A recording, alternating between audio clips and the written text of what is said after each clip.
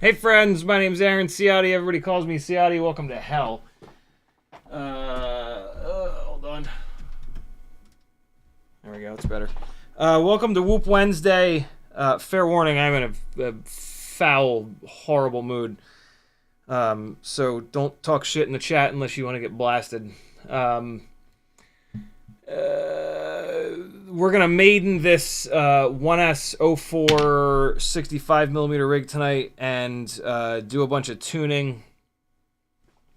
I guess I should get some batteries on the charger for it. We're going to run some old shitty batteries to see how it is with them. I got a couple of lavas.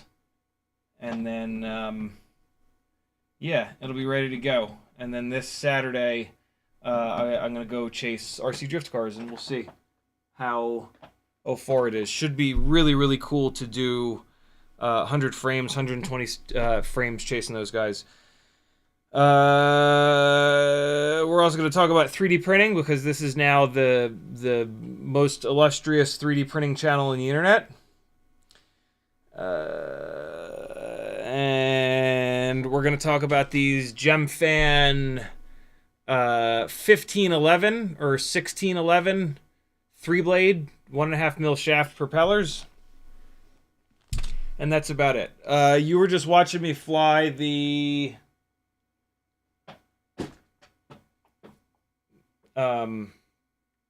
it's over here.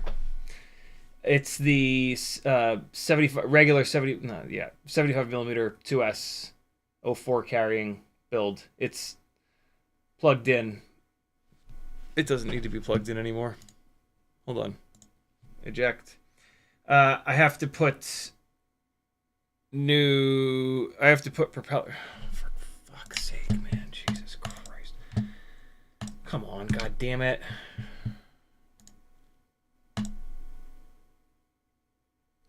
There we go. I have to put props back on it. But the battery that you just watched was on a set of beat up GemFan 1610 biblades. So there's that. In the chat, Lewis, Doubles, Cheatonian, Render, Northern Tier, Frank Nicholas, Spaceman Spiff, Drones, and Matthew Wegner, Brent Anderson, Adam Weston, Triton, Crom. Sleepy CBR, what's up, dude? How you been? McMucus, Mike K, Craig. If you guys want to talk directly to me in the chat, just type CiottiFPV. It'll light up on orange for me. I'm trying to get my goddamn shoe untied.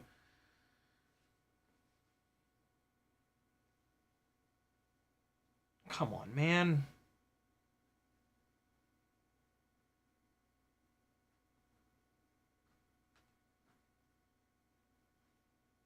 All right. Kind of got it.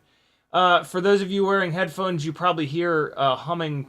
That is the 3D printer back behind me. I should probably turn that off, I guess.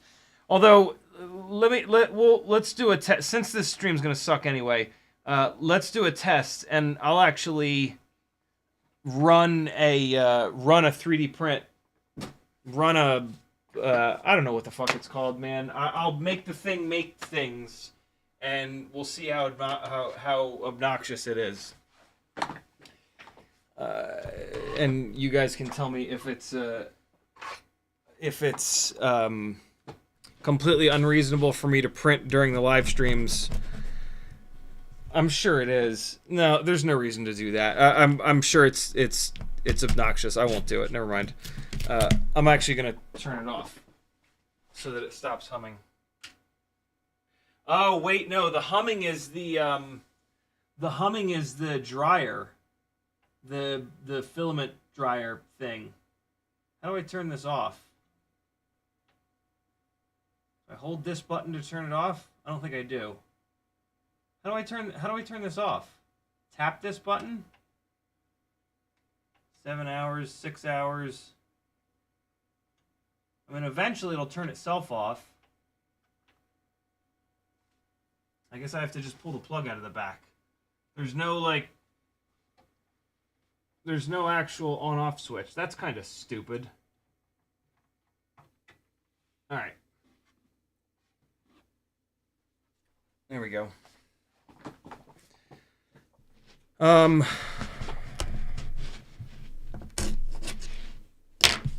printing tons of Propodiles. We'll talk about those in a second. I don't know why I'm peeling these off the plate. There's no real need to do that right now. Cheatonian tagged me, said, question, did you see T-Motor is now officially a sanctioned company by the U.S., now illegal to import? Yeah, that's okay. They changed their name to T-Hobby, and so, you know, it's fine. I did see that. That sucks. But maybe they just won't care, and they'll now calling themselves T-Hobby, they'll just... whatever, business as usual. Cheatonian says, if one were not inclined to, but... What? If one were not inclined to, but T-Motor... 1404... What? Oh, okay.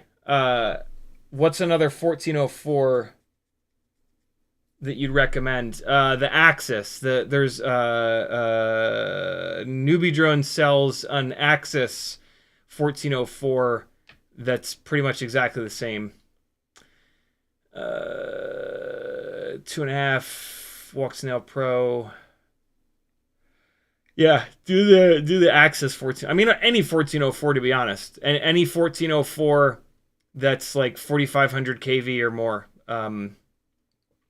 I would not do the Emax. I found the Emax micromotors to be super fragile. Render says, so the Gangly fan. Oh, okay, you got your Gangly fan. Very cool. What is its designated purpose? Was using it today to suck away solder fumes? I feel like I'm supposed to put quads on it. Yeah, the original purpose was to put digital rigs on it so that they won't overheat, but it works beautiful as a solder fumes pusher. Craig says, howdy gang. Drones and says, we're all here for you, man. Let us make you feel better. I'll have to upload a video of me doing the truffle shuffle. It won't help. Cole Power says, the sound of 3D print is kind of therapeutic. Lewis says, I have Dominator V3s and I want better analog. Is the HDI performance on SkyZone 04 Pro be okay for HD0? Or would HD0 goggles be so much better that I should save?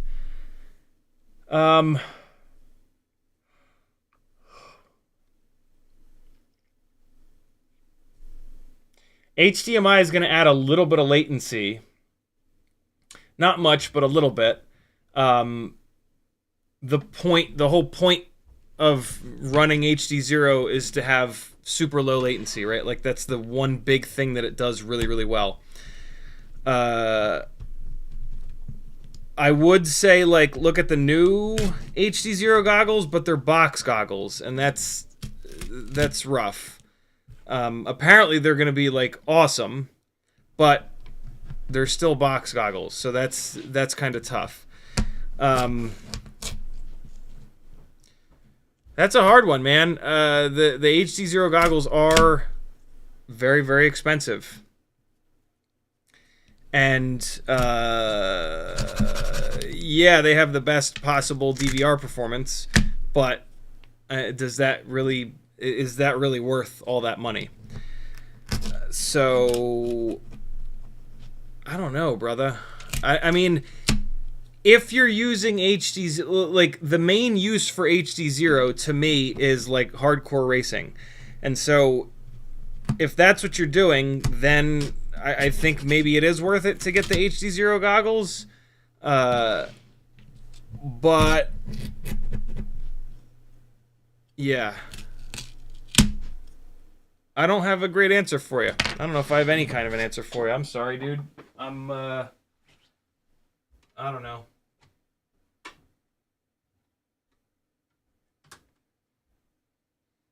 I don't know, man. Sorry. Uriel tagged me but didn't say anything. Every Day with Bruno says we good.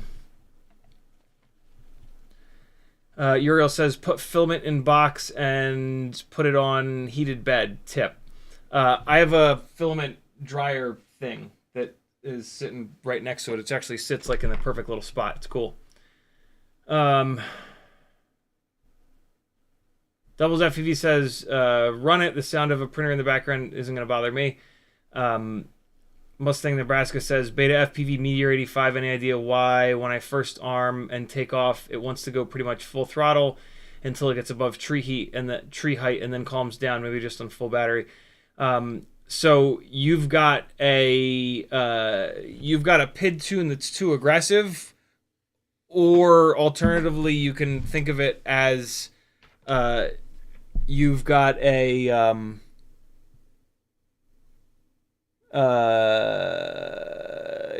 mechanical system that has too many vibrations. Either or, they both feed into the same thing, basically. But yeah, you've got to get either if you've got mechanical vibrations going on. So you can either figure out what's happening, figure out why too many vibrations are getting to the gyro on the flight controller, or you can back your tune off. I always recommend that you look for mechanical problems first, because backing your tune off is almost always going to make the thing fly worse. And so put on a fresh set of propellers, try a different type and or brand of propeller. Some props just are not well balanced right out of the bag. While you have the props off, spin the motors up either in turtle mode or in the motors tab in Betaflight while you're holding the rig, and see if one motor is vibrating more than another. That means it has a bent motor shaft. Look at your frame, see if the frame has any cracks in it, make sure all the screws are tight. Look at the way your flight controller is mounted, make sure your flight controller is not pushed up against something, which would be basically hard mounting it. Those are the main ways to track down too many physical vibrations in the build itself. If it's none of those things, you can try grabbing the master multiplier and pulling it down. But again, that's going to make it fly worse. So, yeah. If you're on 96 kilohertz, move it to 48 kilohertz in the ESC software. I just gave you like half a dozen different things to try. One of those things will hopefully help it out. The reason why it's happening just when the battery is full is because that's when the battery has the most voltage to deliver. And so like the amount of vibrations that are getting to the gyro coupled with however aggressive your tune is, it's basically right on the limit. And so when the battery has absolute full voltage, it's a little bit over the limit. And the more voltage the battery has, the quicker the response time is. And so when the response time is really fast, when your battery is fresh, it's overcorrecting and then overcorrecting and then overcorrecting and overcorrecting and overcorrecting, and it's going away. When the battery chills out, it's not correcting as quickly, and so it's not actually overcorrecting, and it's just getting to where it wants to be, and then it's flying fine. When your PID loop is too aggressive, that's what happens. It goes too far. You tell it to go from here to here, and it goes from here all the way up here, and then it corrects, but it overcorrects, and then it corrects and it overcorrects, and you've told it to go here, but it just keeps going too far and then catching itself. The solution to that is more D-gain, but a lot of times you can't just add D-gain. So more than likely you've got something going on. The first troubleshooting step that I completely skipped because I'm dumb is that when did it start? When did this behavior start happening? That is what's going to tell you what's happening. If it started when you smashed it full throttle into a wall, then you've physically broken something when you full throttled it into the wall. If it's fresh builds, that makes it a little bit harder. But yeah, when the problem started will almost always tell you what the problem is. You just have to think back in time. Lewis says, mirrors my thoughts, LOL, just wanted your opinion. I hope we can make this stream fun for you. Thanks, dude. EUC and FPV says, what do you think the best DVR setup for analog is? Skyzone 040 Pro or HD0 with analog module? It feels weird spending so much money on analog when I N3s. We're $230. The absolute best DVR setup for analog is the $868 setup that I did that live stream about a long time ago. It's the HD0. This is the best for DVR. This is not necessarily the best analog goggle setup. This is the best setup for DVR. The HD0 goggles do de-interlacing and they don't drop frames. And they're also 60 frames a second. And so you put a rapid fire module on them or a TBS fusion module, or probably the SpeeDB module is okay as well. And you've got the best possible DVR setup. The current generation of Skyzones are apparently almost as good. I don't think that they de-interlace, but I can't see a difference with and without the de-interlacing. Apparently, though, they do drop frames every once in a while. Joshua talks about this. And so if you're going to try to like sync audio up to your DVR, then the DVR dropping frames is going to be super annoying. If you're not trying to sync audio up to the DVR, then you're never going to notice it dropping frames. So yeah, Uriel says, we're going to have fun this stream. I'm glad you guys are going to have fun.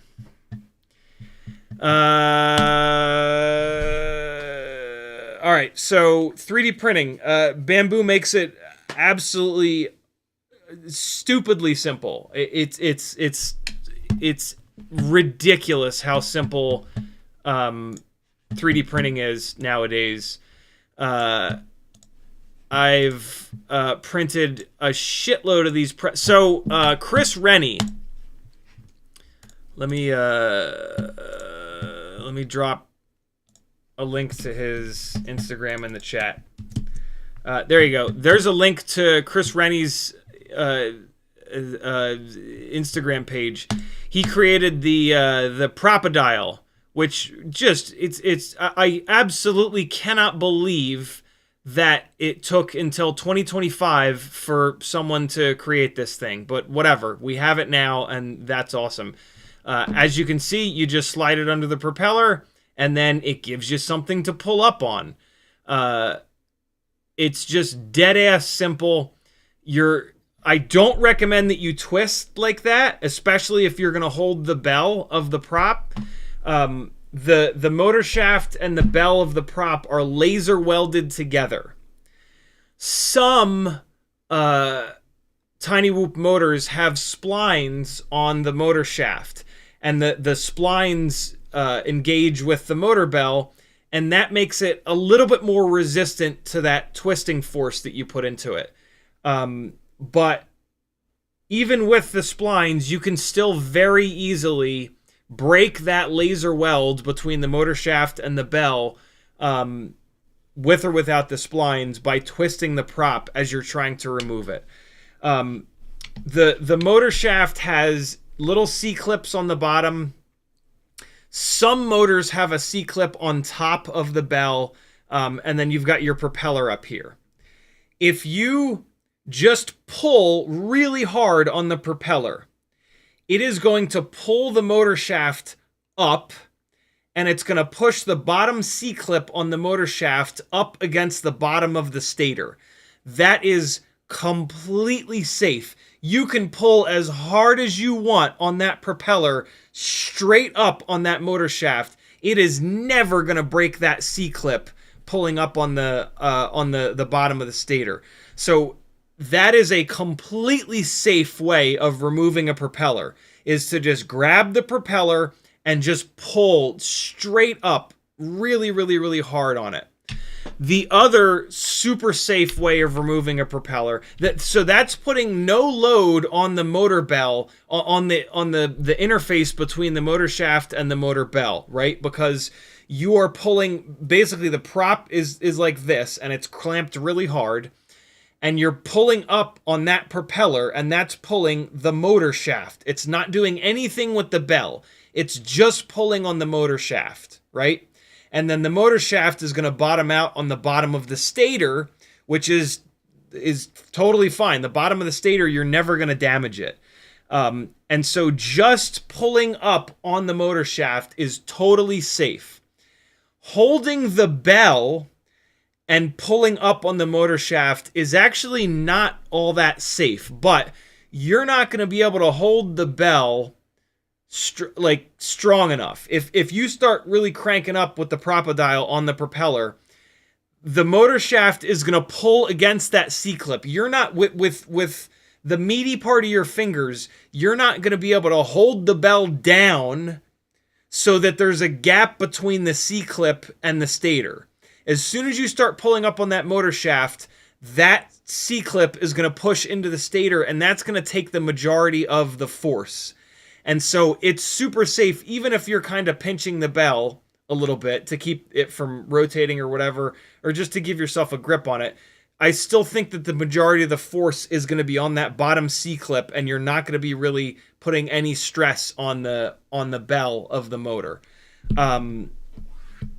The prop poppers, the prop pullers, whatever the hell you want to call them, these have a little fork, and the fork goes under the hub of the propeller, and then the pin pushes down on the motor shaft, which is why this is 100% safe. It's pushing down on the motor shaft and pulling up on the propeller, so it's not putting any energy into the motor shaft bell laser welded mating surface. I don't know what the fuck to call it. And so yeah, the Propodile is a fantastic way of removing propellers safely, but just keep in mind, like, what you don't want to do is to, like, dig your finger. I don't think you'd be able to do this anyway, but what you don't want to do is dig your fingernails into the top of the bell and then start pulling up on the motor shaft and the propeller, because then you're you're locking the bell down and you're trying to pull the motor shaft up out of the bell. It's not going to go very far, again, because there's that C-clip on the bottom that's going to pull up into the stator, but still, you don't necessarily want to do that. You want to thread the thing under. This is how you're going to like hold it. Ideally, you would actually want to dig your fingernails down into the stator base. You want the majority of the force to be up through the stator. Cool? Does that make sense? I hope that makes sense. I don't know how the hell else to explain it.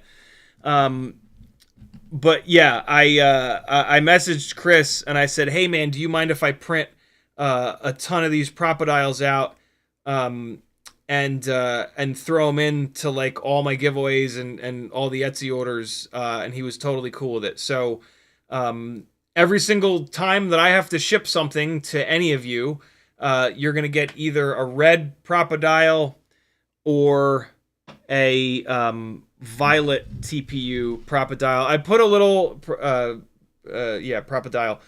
I put a poll on the general text channel of my Discord asking what everybody's favorite color TPU is, to just like see which ones I'm gonna print first or whatever. I don't know. Shout out to McConnell Studios. He sent me all kinds of stuff. Super generous dude. Amazing Instagram page. Follow him on Instagram. He does these incredible outdoor art installations that are just wild. So fucking cool. It's McConnell Studios. McConnell.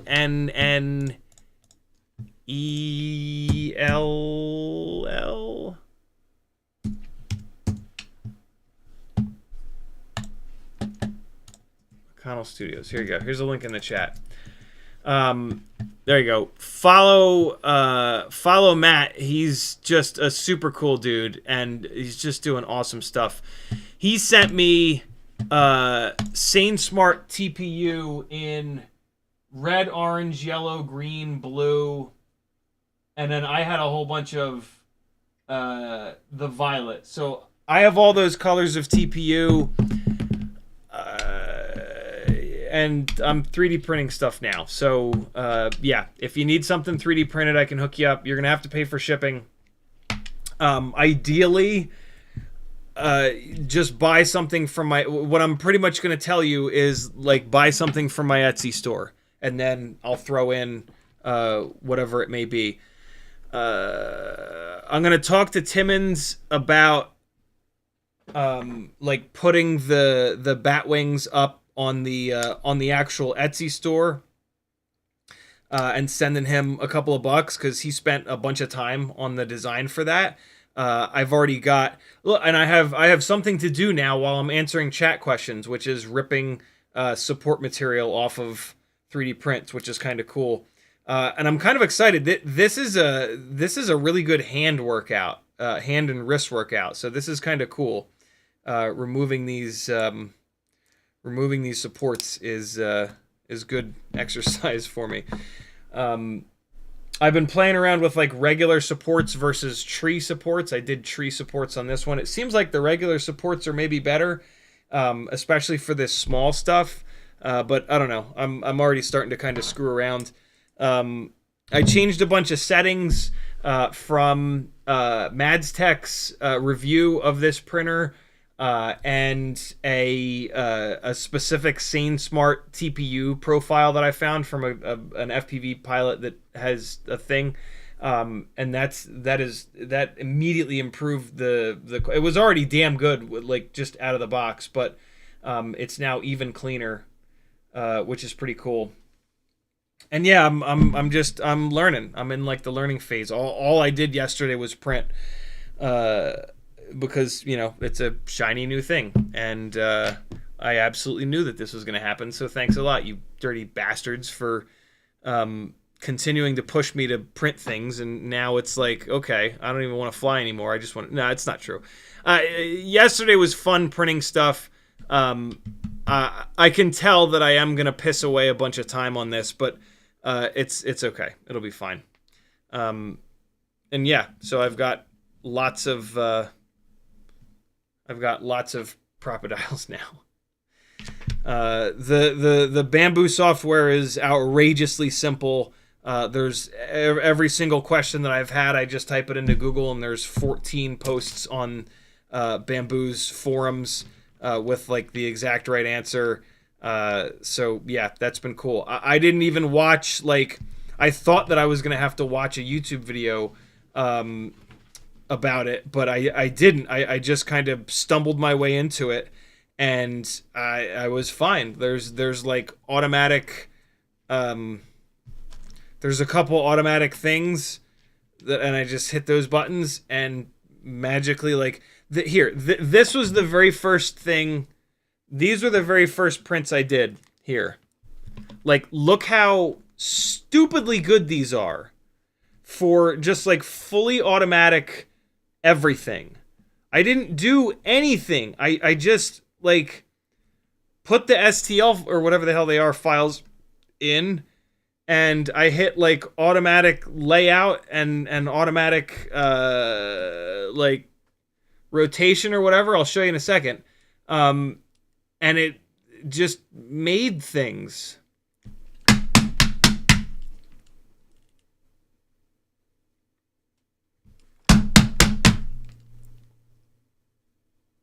I give up. Pretend like you could see what that was, and just go, wow, yeah, that is really clean. Great.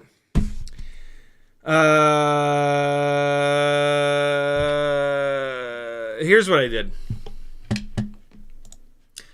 I'll start a new project. So, yes, save. Oh, Jesus, what's this?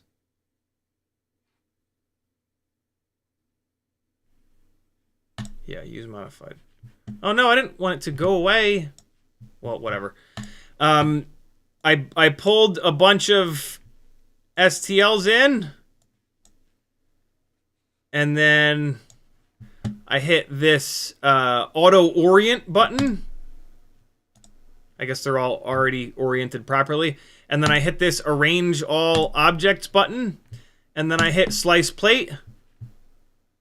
And then I think the first time that I did it, it said, hey, you should turn on supports. And so I came in here and I enabled support, and then I sliced the plate again, and then I clicked print plate. That was it. And this is what came out. Just ridiculous. Like, it just made these. I don't have to do shit. And then, like, with the Propodiles, it was even easier. And so here's the ones that I did with the tree. So I'm not sure what I changed, but this one did not. I changed a bunch of stuff at once, and this one did not come out all that good. This is with the stock kind of settings, right? So that didn't come out all that good. And then so I used Mads Tech and this other guy's settings, and all of a sudden it came out like this. And I was like, holy shit, okay.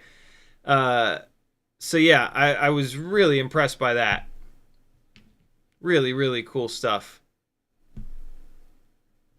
I don't know. I'm totally blown away at how easy Bambu has made it. You know what I realized too? What's super funny? My dad, when he was working at the College of New Jersey, they bought a whole bunch of 3D printers a long time ago. Like, probably like 15, maybe longer than that, years ago. Like, early ass days of 3D printing. And he learned and operated them for a while and troubleshot them and all that shit. And then I waited until 2 days ago.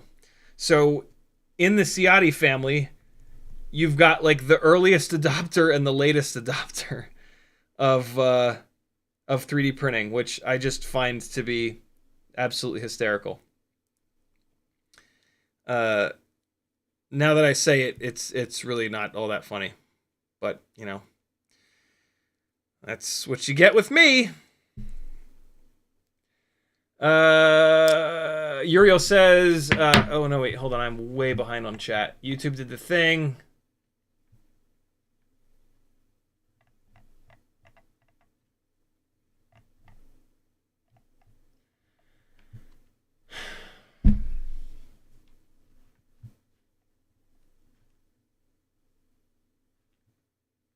Islander says, are there any batteries in the charger? One of my favorite parts of your channel is the basement rip sessions. Really ends the stream on a fun note.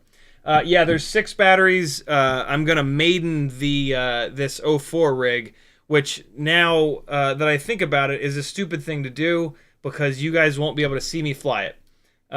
So yeah, that was I didn't really think that one through. I guess I'll fly 1 battery on this so that you just have to I don't know. And then we can look at the DVR, and then I guess that'll be it or something, and then I'll fly the rest on analog or whatever. I don't know. We'll figure it out. A lot of waste in 3D printing, especially with these supports. It feels bad throwing all this support material away. I know there's like extruders that can take this shit, but I ain't getting that far into it. I wonder if there's like a website that you can, whatever, I don't care. Just throw shit away. Fuck it. Everybody else is stomping on the planet. I might as well join in. Denzel says, good evening. Whoopi says, recently bought a Mobula 704. Was wondering what upgrades you added to yours that I can also add to mine. To be honest, it is unbelievably good out of the box. The only real thing that I would say you need to upgrade is the antenna, and you really don't need to upgrade the antenna. But if you have to do something to it, if you're like me and you have to do something to it, get yourself an ORT micro V antenna and put that on there. But man, out of the box, it is astoundingly good. The motors are damn near perfect. Don't fly it inside and smash it into the walls over and over and over again, and you won't ruin the motors like I did. It comes with the best props for it. The frame is awesome. Like it's just good to go, man. I took mine and I put it into a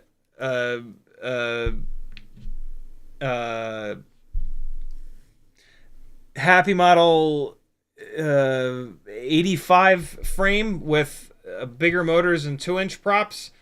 But it's totally fine the way it is out of the box. This is by no means like a needed upgrade. At some point, I'm going to put it back onto the setup that it came with. Yeah, Happy Model just did a really, really, really good job on it. And so, yeah, just fly it, man. Just enjoy it.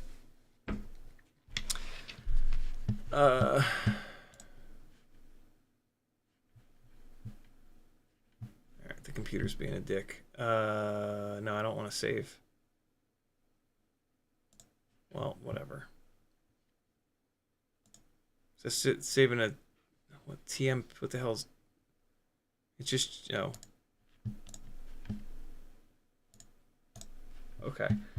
Render says 3D printing is the best thing ever. When you begin to design your own parts, whole new world open. Yeah, that I am not doing. I'm not learning CAD. I am not going to start designing stuff because that, like, there's a chance that I won't waste too much time just printing other people's stuff.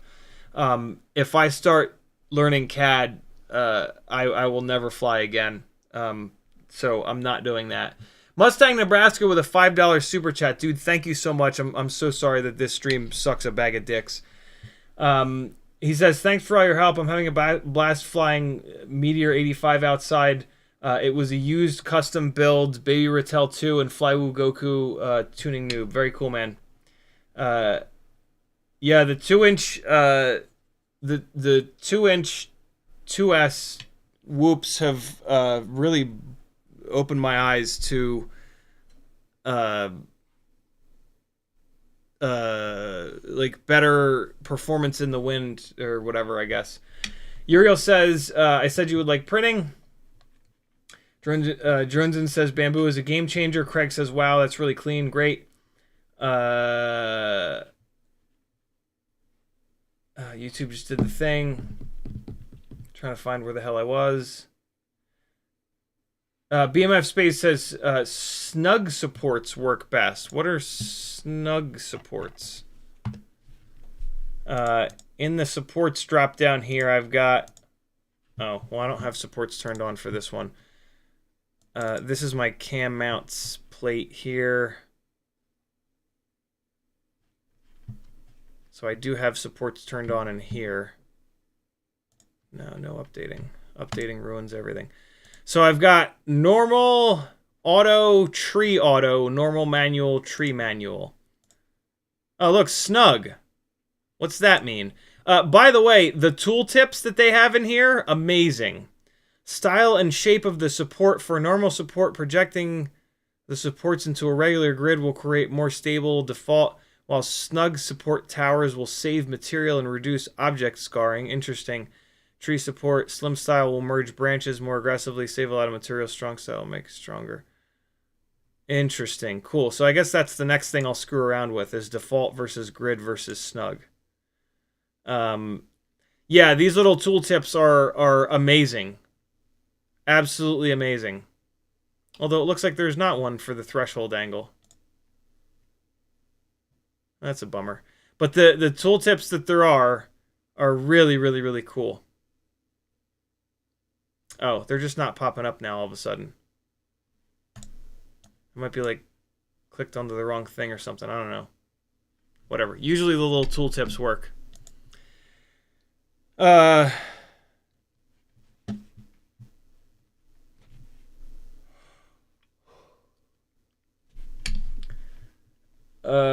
Frank Nicholas says, I missed what the crocodile is for. What is it?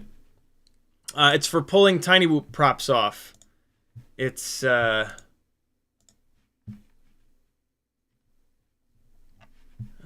on.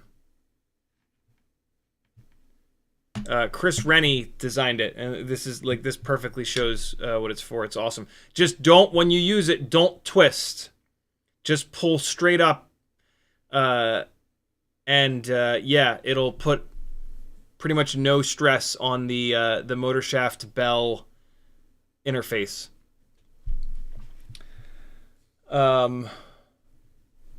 Jake FPV says, where did you find the sainsmart settings? There you go. That's it. Just don't, like I said, don't twist. So there's if you search for, and I'll give you the link in a minute, but Bambu A1 sainsmart FPV settings. I think that'll find it. That didn't find it. Damn it. Oh, TPU. sainsmart TPU. FPV settings. Oh man, I can't. I found it the other day.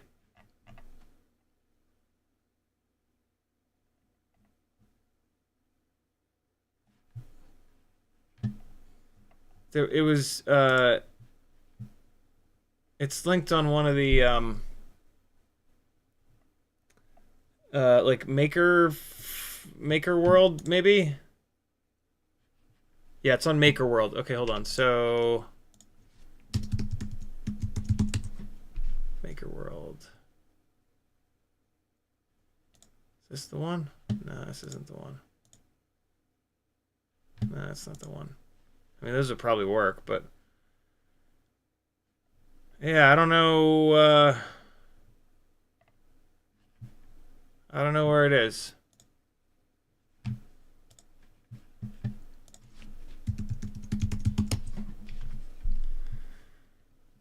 Today's March 12th, so it would be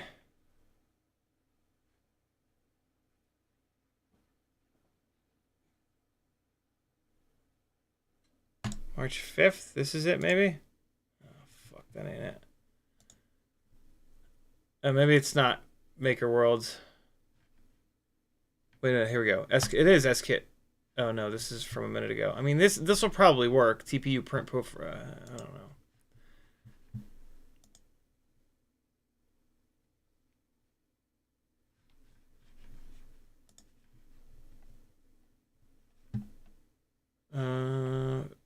Frank with a cool idea in the chat. So sainsmart TPU, get info.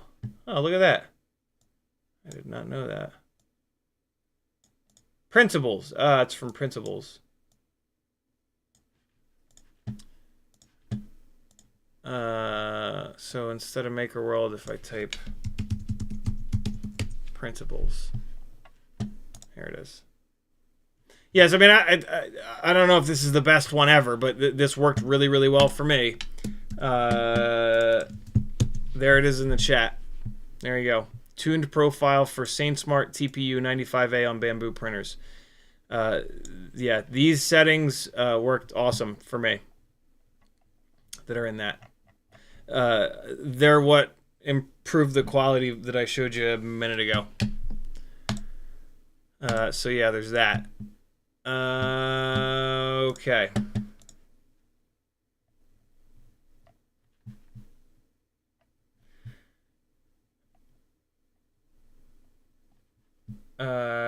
Craig says, play one of your FPV videos while flying your... Oh, yeah, good idea. Good idea.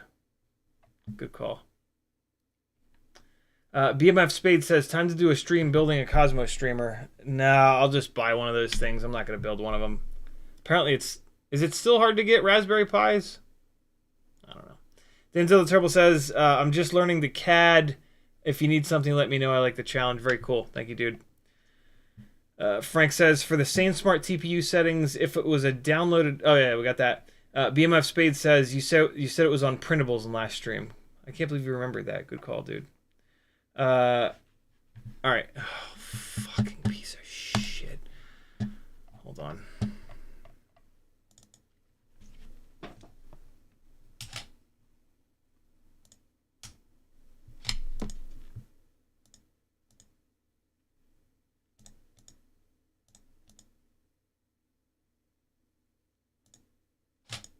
Ah, fuck, I went too fast.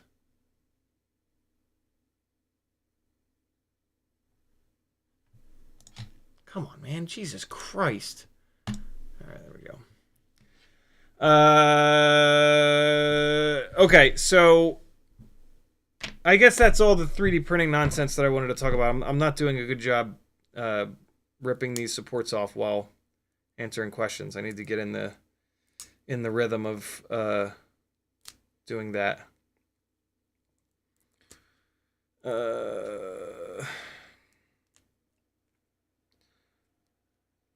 So yeah, I don't know what else to say about 3D printing other than that I'm shocked and appalled that I waited this long to do it.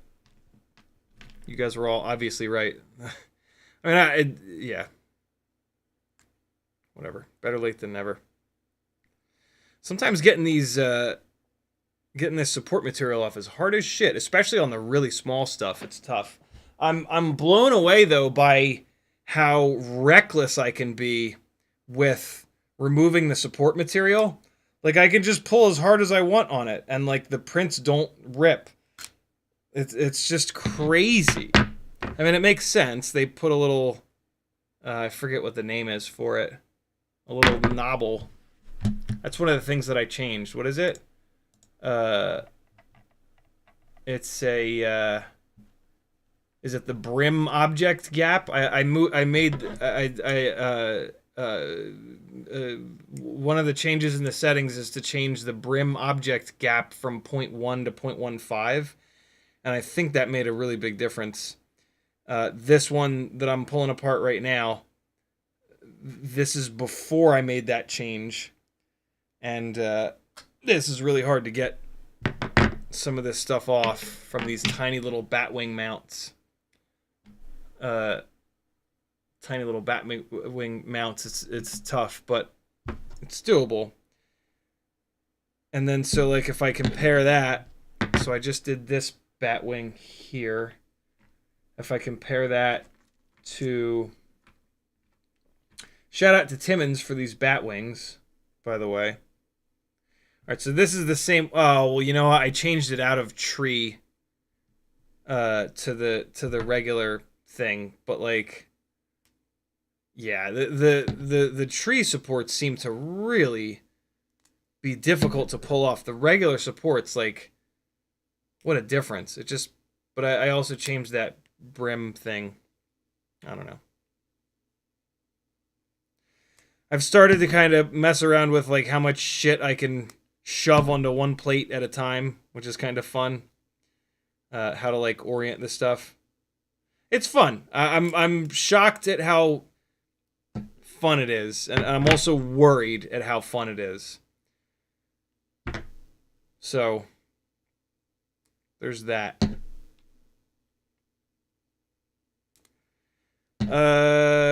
Yeah, I mean, like, that's what the regular supports, and it's just, like, beautiful now, and it's just done. So this is, like, the best this is the best that I've basically gotten so far. This is with the settings changes, and then with the regular supports, and then with the brim object gap changed a little bit, and there's a bunch of other changes as well. Like, that's not brain 3D quality, but, like, that's really good, right? Like, this is small, dude. This is absolutely tiny. What the hell? How? A $200 printer, a $300 printer. Shit's crazy. I don't know. Maybe it's just me. Probably just me.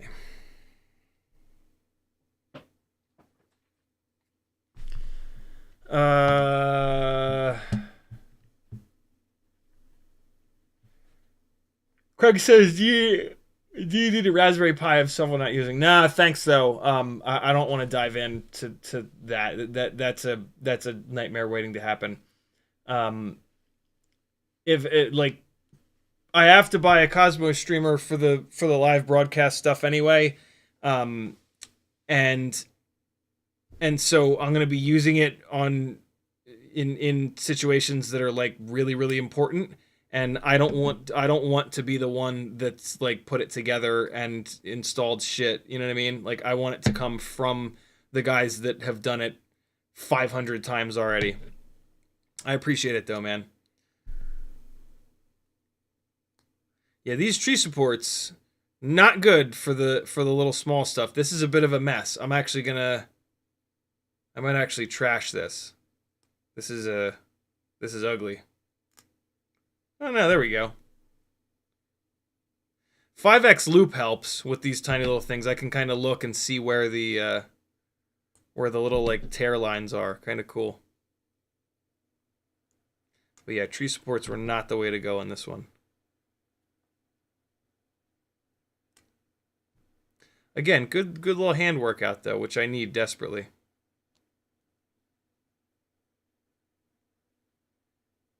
Yeah, it's clean enough.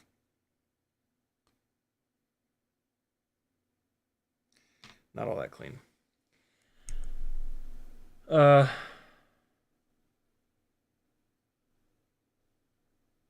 Uriel says, I heat up the bed a little bit to loosen the print. Oh, that's a cool idea. Huh. I haven't had much of a struggle getting stuff off the bed. These plastic razor blades are like everything. My God. I'm assuming that I don't want to touch the bed, right? I don't want the greasy ass Dago oils coming off my hands getting on the bed. And so I try to like keep my hands on the outside of it.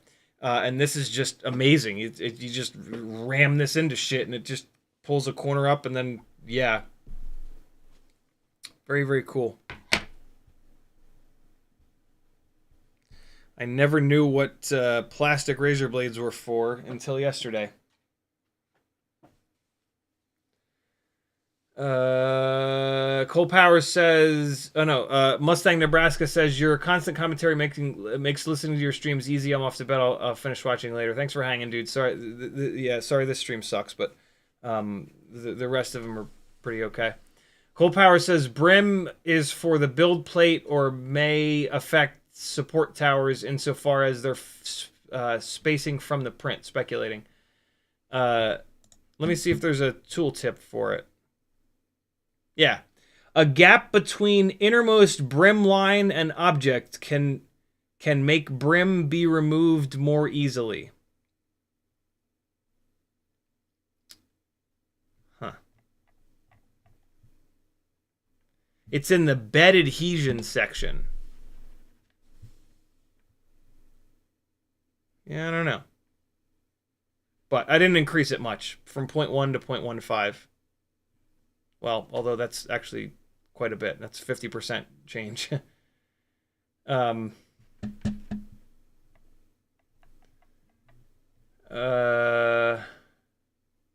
Uriel says, I always make one part at a time, a lot different. BMF Spade says, if you print multiple pieces of TPU on a plate, you need to change settings on the plate to buy objects. Change settings on the plate. I don't know how to change the settings on the plate. So I've got...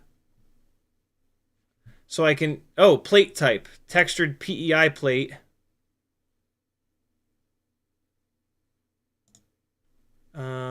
So this lets me change nozzle settings, and it doesn't look like there's any other options for plate.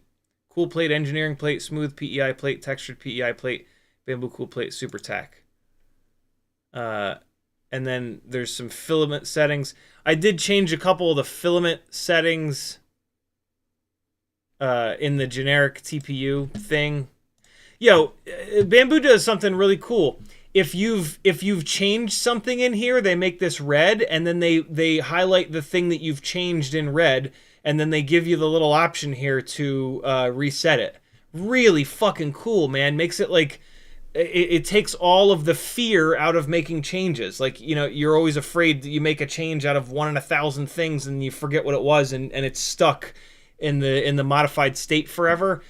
You can change as much as you want and it's red, and if you do a print and it sucks, you just click the little thing and it goes back. So yeah, I think I lowered the nozzle temperature down a little bit. I think maybe it was at well, we can just click this and see. 240. Yeah, I went from 240 down to 220. And then in the cooling section, the layer time was at 8. I changed it to 4. Setting overrides, I turned these two on. These were off, which sets them to automatic, which... Well, actually, I think there's no... I don't know, retraction speed. And I think it doesn't do retraction by default. And there was a little bit of stringiness, and apparently that helps with the stringiness. This is something that I learned from Mads Tech's review of it. So yeah, I made a couple changes. I did a bunch of runs with it like stone stock, and it was completely fine. There was nothing wrong at all. And then I ran into like the one problem. Like I printed this little stack cover out, and it looked like hell. And I said, all right, let's change some shit and see if it helps or hurts. And so that's when I did this, and it seems like it did help. I don't see anything worse about the run that I did with those changes. So it seems like, yeah, they're good or whatever. So that's cool. It's cool to change something and not have it explode in your face. You know? That's always nice. I was kind of hesitant to change anything because I'm like, I'm gonna fuck this up. And then when I realized that it highlights the stuff in red like that, I was like, well, screw it. I'll change a whole... And that's like... So first I was like, all right, well, I'll just make one change. And I think I did change one thing first. So YouTube or Canon are about to shit the bed. Probably YouTube. That's where all that stuttering's coming from. And so I changed like one thing. And I didn't really notice a difference. And then I went to change something else, and I realized that it was turning red like that. And then I just went, oh, okay, screw it. I'll change a bunch of shit. And then I went and I changed a whole bunch of stuff at once. It might have been just the supports. The first thing I changed might have just been turning on the supports and then going between normal and tree. But yeah, then I changed all that other stuff, and it seems to have helped. Yeah, this tree support made a real mess of this. The other thing I'm starting to look at is, there's that little auto rotate feature. sometimes that auto rotates it in a really weird way. And then the auto arrangement thing, that works really strange sometimes as well. I had to manually do this setup of the Propodiles. The auto arrange all objects thing. It was doing them really strange. It was putting like half of them at a 45-degree angle. It was really, really weird, and it couldn't fit nearly this many on the plate. So I did this, and this was actually really fun. Laying these out and trying to like save as much space as possible. And that was a moment where I was like, don't do it. Just hurry up. Just do it real quick and don't be insane about it. Like, that's the kind of thing that I'll get all kinds of carried away with and just piss away more time than I should be. So yeah, I don't know. The auto things did a pretty good job. It was fine. But yeah, it's very interesting. Very, very interesting. Thinking about what the best orientation is, and then kind of thinking about like, how is this going to be strong? None of the stuff really needs any strength quite yet. I guess maybe the camera mounts, but I don't really think so. If I print like a proper GoPro mount, that's when I'm going to be like, okay, this needs to be strong in this direction, and so I've got to orient this in a way that is going to make sense for that. So that'll be kind of fun. But yeah, these are ugly with the tree supports. I can't believe what a difference this makes to the end product. I also tried printing these things out with no supports, and they were all right. They didn't look great, but like, here's one. So this is when I was printing like one thing at a time. So yeah, it just, the corners get all like ugly. But I mean, this would work totally fine. I could totally use this, but it just doesn't look as good versus when I used supports, it looked like that. Shout out to Crom for these designs. These are the bat wings, but for the 04, which is what I have on here, which is awesome. Works really, really well.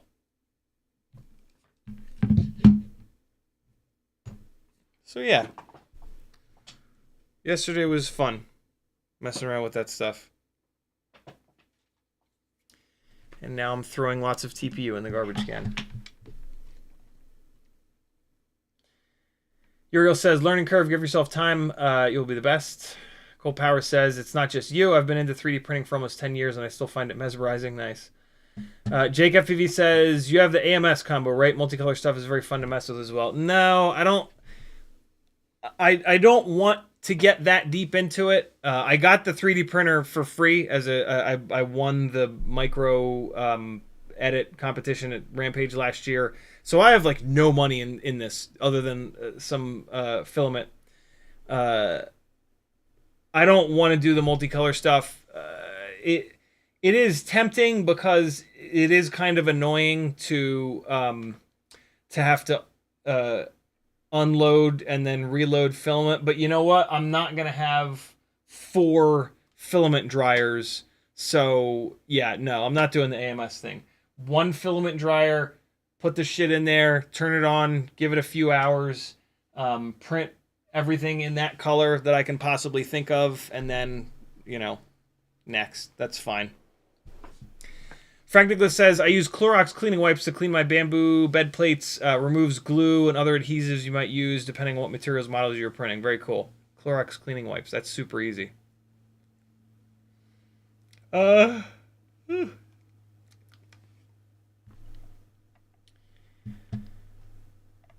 right.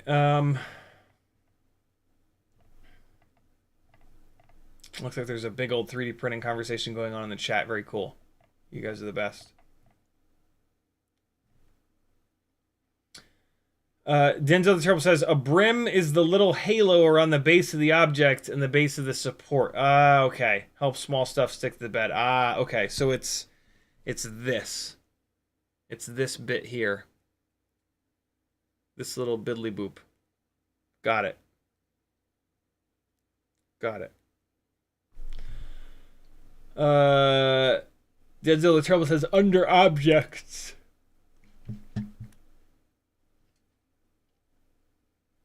Oh, objects. Ah, look at that. Plate settings. Plate type, textured PEI, print sequence. By layer or by object? Oh, interesting. But then, so if I do it by object, though, then if I have things that are tall, that are too close to each other, the print head could hit them, right? So I would have to be really careful about that, about like the gap between these things, right? Because if it's gonna print this whole thing, and then move to this one, and then move to this one, right? Whereas right now it's going through and it's doing like layer 1, layer 2, I mean, these are coming out fine. I have it.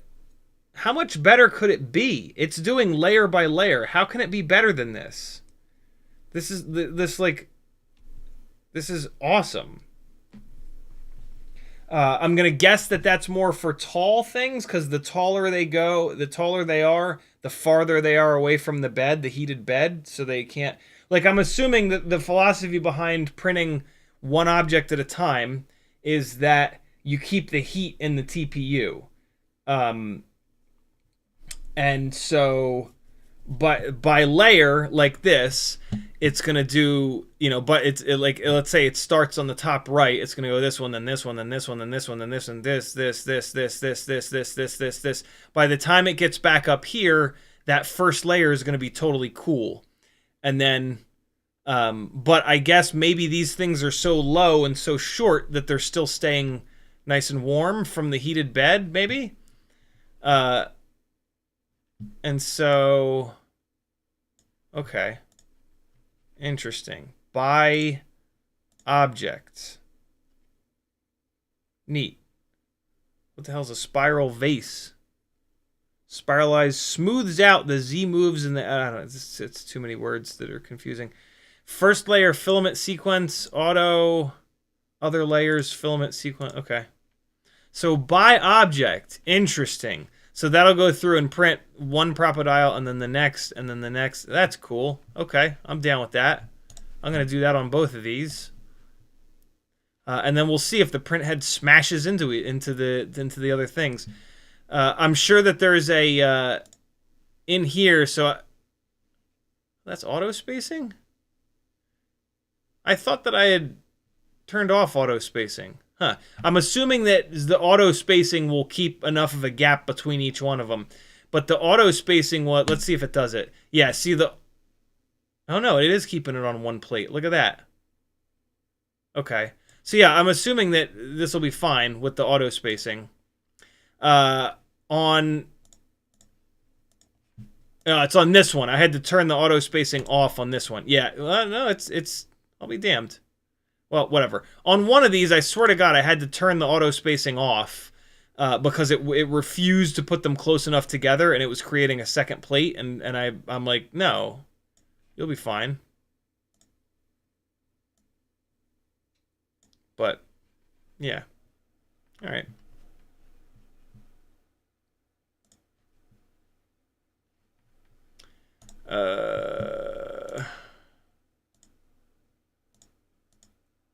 What's slice all mean? Too close. Oh, see. Okay, so by object. All right, so that's the error. It doesn't like that they're too close. But like, just do it. Like, you'll be fine, little guy. Just trust me. Can I tell it to just trust me? That doesn't like how close it is. I guess. Okay. Yeah. All right. So that makes sense.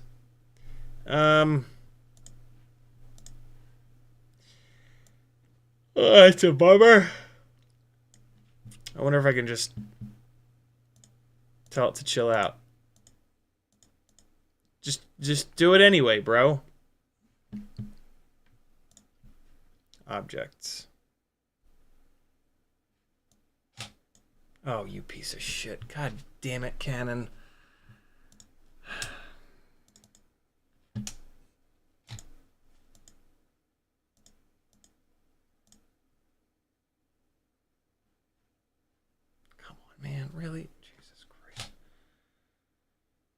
Come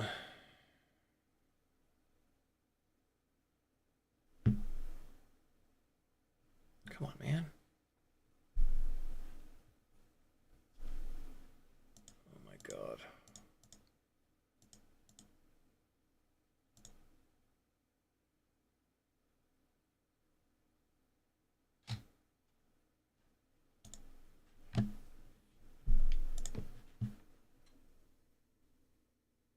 What is eating up the entire computer? Jesus Christ, it's always Google Chrome. Or whatever. I'll screw around with it, I guess. Morn Upshot says, I was absolutely use a brim with those. Those long, thin pieces will curl right up, or they tend to. BMF Spade says, the little gear on the side of the plate. Gear on the side of the plate. Little gear on the side of the plate. Frank Nicholas says, if you have something that works and you're pleased, be careful of changing things or taking recommendations. Cole Power says, no, you don't. By object, we'll print each object one at a time. This can have problems with the extruder colliding with finished parts. Yeah, this is an A1 Mini. Morning Upshot says, oh, that's CPU, no brim. TPU will stick like a mofo. Too hot makes it worse. 220 is perfect if we're but low. Cole Power says higher nozzle temperature will allow you to print faster, and it should improve print strength. I'm fine with the speed of it. I don't need it to go any faster. Better adhesion between layers. Frank Nicholas says around the holiday. Oh my God, I picked up an A1 Mini for my grandkids for $179.99. My God, that's cheap. Cole Powers also says high temp may also prevent clogging. Johnson says I've learned some things about my printer tonight. Very cool. Nice. EUC and FPV says, why is it so hard to find goggles? Anything worth buying is sold out and has been forever. Because they are being used in war. And unfortunately, a bunch of the world is at war right now. So, yeah, it's super sad. And there goes YouTube crashing. That's pretty awesome. Way to be absolutely awful at everything, YouTube.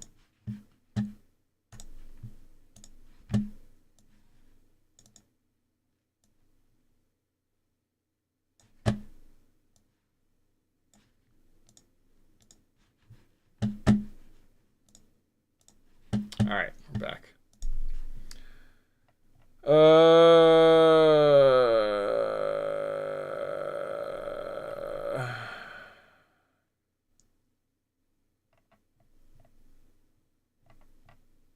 Oh man, I'm super behind on chat. Uriel says, try half speed for a small print. I think the speed of Bambu, if have seen, was really high. I'm curious as to, I mean, everything is printed like damn near perfect. This little tiny stack cover, I guess, could be a little bit better. I wonder if slowing it down would help with this little guy. But to be honest, this is damn good the way it is. Brad Bonin says, just caught up on the stream.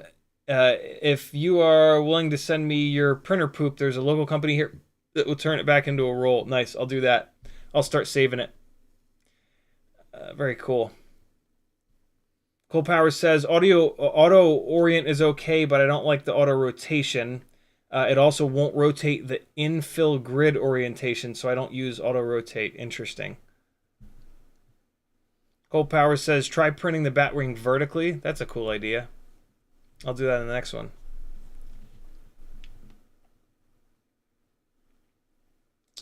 Denzel the Trouble says, wait till you see what's in the package I sent you. You'll change your mind about multicolor printing. Don't hold your breath on that one. I'm really trying to keep this as small as possible. Frank Nicholas says, if you think support/printing is wasteful now, multiply that by at least 10 for each color. There's extra waste every time the color changes during a print. Oh, yeah, right. It makes little poops every time. I guess, right? BMF Spade says, IT shows you on the... I show you on the plate. I'm not sure what that means. Then the other trouble says, by object reduces stringing between objects mostly. New printers are better, and it's not as bad of a problem. Well, all right. I will, I'm going to try it. I'm going to try, if I can get it to work. It's giving me that weird error message. If I can't get around that, I won't try it, but hopefully I can. Well, let's try on this one. Hold on. Objects, by object. Now see. Oh, smooth mode of time. That's fine. I don't care about that. Time lapse, smooth, traditional. Now see, yeah, too close to others. That's a bummer. So if I'm not trying to squeeze so much shit onto the same plate, I guess I could do it. But yeah, there's like, that's cool. It's showing the overlap. It's showing the amount of space that you need. Wow, this software is unbelievable. Yeah, it would definitely not work in here. Oh well. It's been, yeah, these prints look great. And they seem strong. I mean, some of these I was pulling as hard as I could to get the support material off. And they completely held up. Yeah, I don't know. So I'll try if I'm just printing something small, I'll try the by object thing.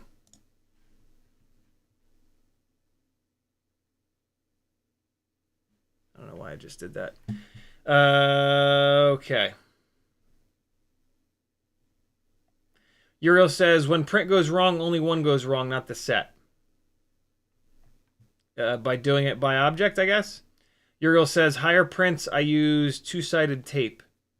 To tape it down to... Oh, no heated bed. Gotcha.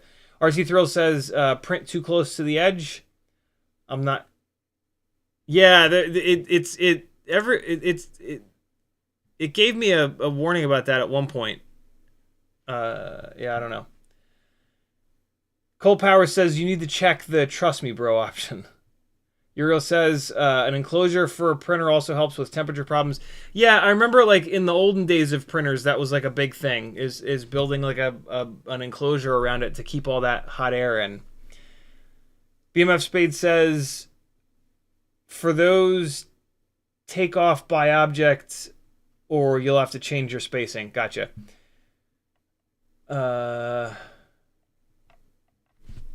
Uriel says, no, it's not. I'm not sure what that's in reference to. Brett says, what bind and fly whoop do you recommend? It depends if you want to fly inside or outside. For flying inside, the Beta FPV Air 65 with the high race, or if you don't want to do any upgrades, the Air 65 race. If you want to upgrade it down the road, the Mobula 6 2024. Or just do a fully custom build, because it's a tiny whoop, and like the most soldering that you'll have to do is a battery lead. But yeah, those two bind and flies are damn good. Damn good.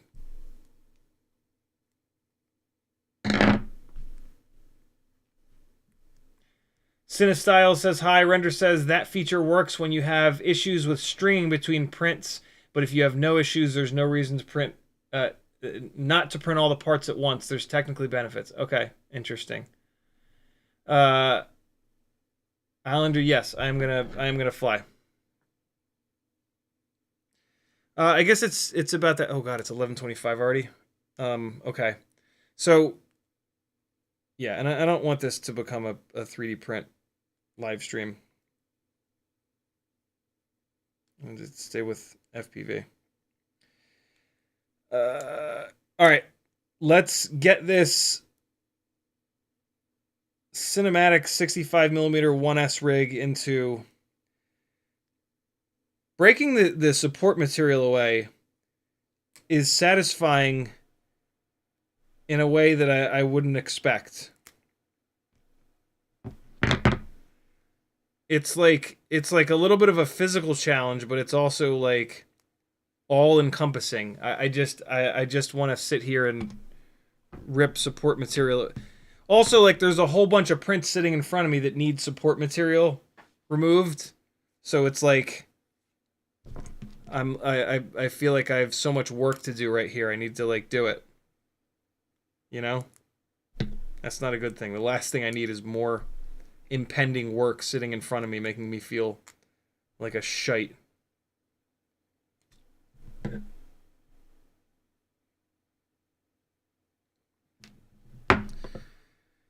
Okay.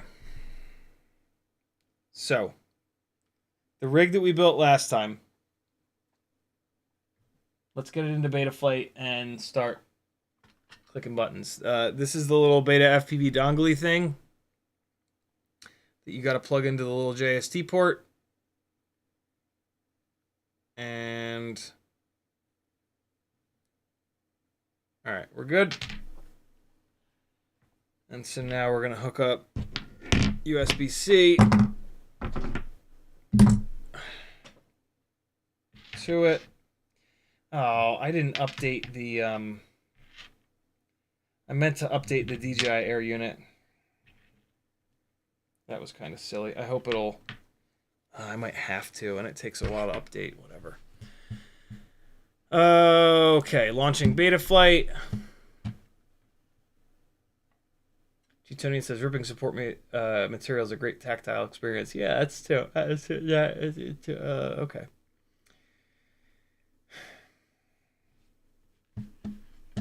All right, beta flight taking forever to open up as usual. Let's rip some more support material while I'm waiting.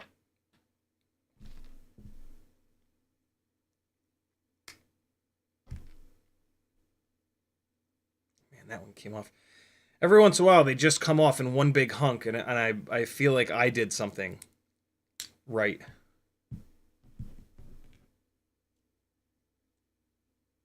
There's beta flight. It's that like just one more experience. That's what I'm going through right now. Okay, beta flight. So ships on 4.5. This is the new beta FPV AIO that's pretty much specifically for the 04. It looks like it ships on beta flight 4.5, which is awesome. Don't need to touch any of this.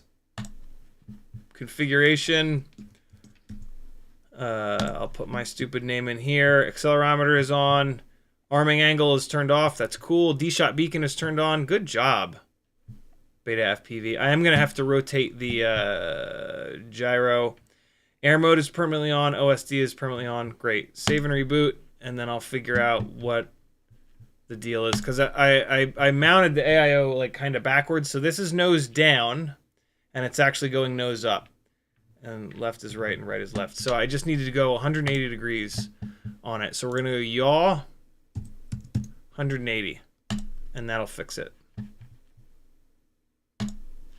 And so now we're going to go nose down, nose up, roll left, roll right, yaw left, yaw right. So that's now good to go. Power and battery, we're going to move the maximum cell voltage up to 4.5. Minimum... I forget what I usually do with the minimum and the warning. Whatever, I'll just leave them alone. 300 for the capacity. Save it. Failsafe will go to 3 seconds. Nah, we'll do 2 seconds. Because it's like, nah, we'll do 3 seconds. I can't hit the fucking 3 button on the keyboard for some reason.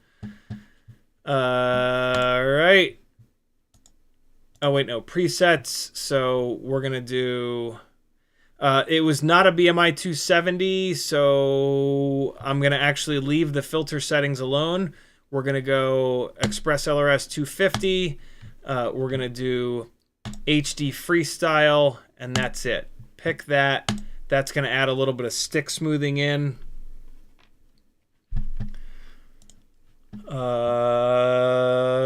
PID tuning. I'm just going to take... a little bit. I'm just going to push it ever so slightly. Don't do this. Just fly it stock initially, but I do this a lot, and so I can probably just massage those a little bit to get them closer to where I want them to be in the end.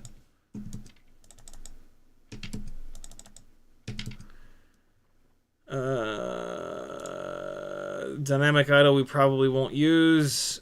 VBAT sag compensation, yes. Thrust linearization, I'm going to go down to 10, save it.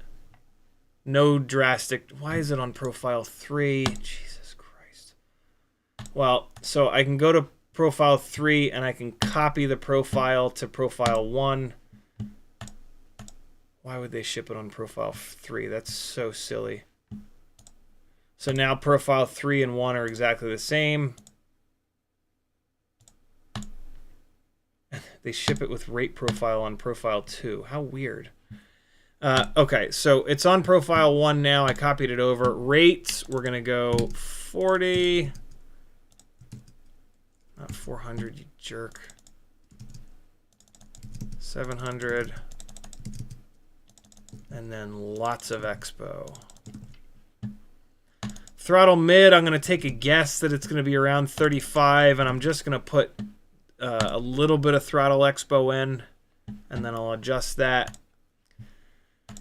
Filter settings, completely stock. We're going to take the gyro filter multiplier and move it all the way up. We're going to take the D-term filter, we're going to move it up to 1.2. RPM filter harmonics, we're going to bring down to 1 because it's a plastic frame. Max frequency on the dynamic notch, I'm going to move up to 800.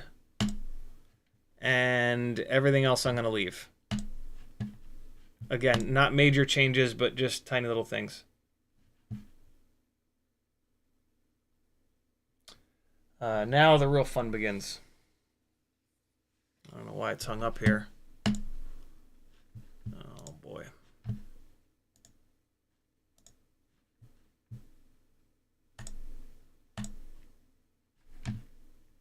Okay. Turn it off and on.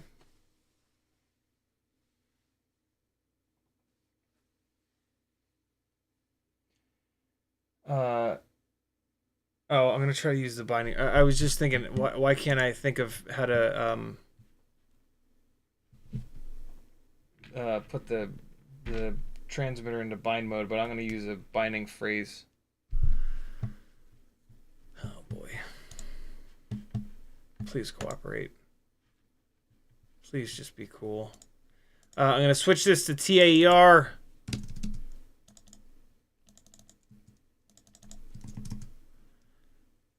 A little bit of deadband in it. Looks like it's on the crossfire protocol.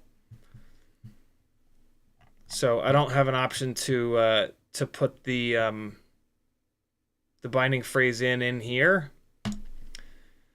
And so we're going to try the ELRS web configurator. So we've got receiver, 3.5.3, that should be fine. Hardware vendor, beta FPV, radio frequency, 2.4, hardware target. AIO receiver, beta FPV 2.4 AIO receiver is what we want. Hit next. Bind phrase is CiottiFPV, FCC region. The rest of this stuff is fine.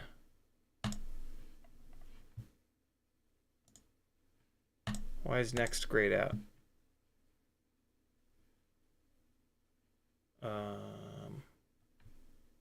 Oh, flashing method. So we're going to do Betaflight pass-through. I did disconnect from Betaflight, right? Yep. All right, so we're going to do Betaflight pass-through. Now we can go next. And let's see. We want here, connect there. Be cool. Just be cool. Looking good so far. Please. Please just be cool. Just keep going. Yes. All right, so now if I turn the transmitter on, I should have movement in Betaflight. Boy, is it nice when things actually work the way that they're supposed to. Boy, do I wish that happened more often. All right, unplugging and replugging. Try to connect again. Receiver. Oh, hell yeah. Everything is below 1,000. Everything is above 2,000. Aux 1, Aux 2, Aux 3. Fantastic. All right, moving on. Modes. We want arm is properly set up. Angle mode we're going to turn off. Horizon mode we want all the way up on Aux 2. Beeper I actually want to be on Aux 3 all the way down. Oh, it does have black box. That's pretty cool. Black box on Aux 2 in the all the way down switch position. Flip over after crash on Aux 3 in the middle switch position. Where the hell is launch control mode? Oh, you fart bags! They took out launch launch mode, control mode, launch. What the hell? Why would they take that out? Oh, whatever. Save it. Adjustments. I don't really need this because it's HD. It's props in. Awesome. 12 motor poles is correct. Bidirectional D-shot is turned on. That's great. I need a battery for the motor direction. So let's get the motor spinning right. Okay, motor direction wizard. I understand the risks. The propellers are definitely off. Oh shit, hold on. Stop. Why is this one not spinning? Why is that rubbing so bad? What the hell? What is going on here? Motor 4 is rubbing on the ducts like absolute hell. I mean, they're all kind of rubbing on the ducts pretty bad, but motor 4 is real bad. Now motor 2 is... Why are these rubbing like this? So I'm going to try to rub these in individually. Oh, the motors are in the wrong spots. All right, this is not responding. That was weird. I was zeroed out and it just kept spinning. The motors are in the wrong spots because I have the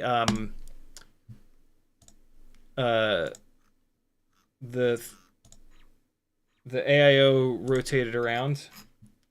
Right front. Right. Okay, so the motors are now assigned in the correct locations. So, all right, motor 1. Totally fine. Motor 2. Rubbing like hell. So, like, if you just spin it up a bunch, it's still hitting. Hold on. Motor 3 is fine. It's both front motors. That's weird. And it just the prop is just really close to the duct. I think the duct is a little bit warped. Oh, it's actually the batwing mount. The batwing mount is kind of pulling on the duct a little bit. Interesting. And it's kind of pulling the duct ever so slightly out around. Let me see. I might have just fixed it, though.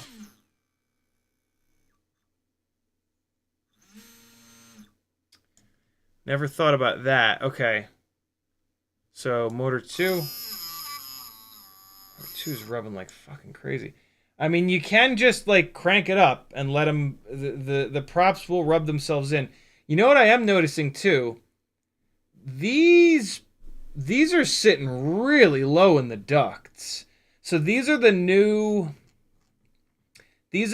Tiny Whoop motors, and these are the HQ ultralight biblades. This combo of motor and propeller, the props are sitting super low in the duct, and it's running around the very bottom of the prop guard, which is the smallest part, right? The prop guards are like this. And so, yeah, that's kind of weird.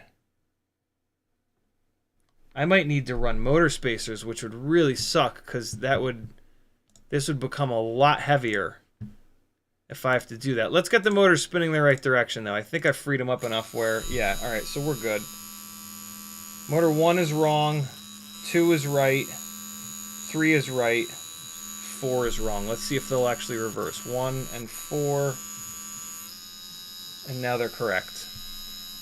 Stop motors, close, and I gotta pull this battery because the air unit's getting hot. All right. Yeah, that's weird, man. These, oh shit, is this frame broken? No. Yeah, here, let me show you. Let me show you how low that these are sitting in here. This is kind of wild. See how low that propeller is sitting? Usually they sit much higher in the duct. I don't know if maybe these new Happy Model Tiny Whoop, I don't know if these are Happy Model, maybe these new Tiny Whoop motors are a little bit shorter, or these propellers are just super low, but yeah, boy, that is sitting there. You can really see it.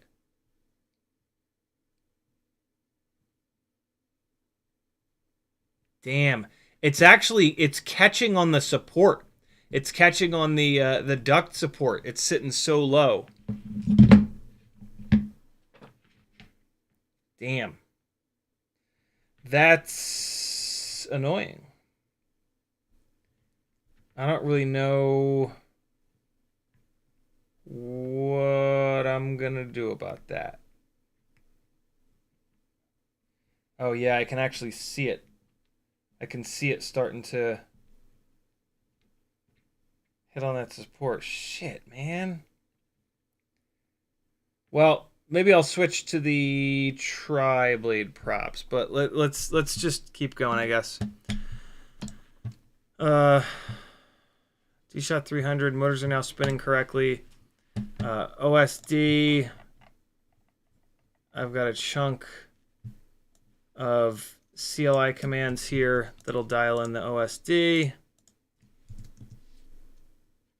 I might as well turn on crash recovery while I'm at it. There's crash recovery. And that's it. All right, save.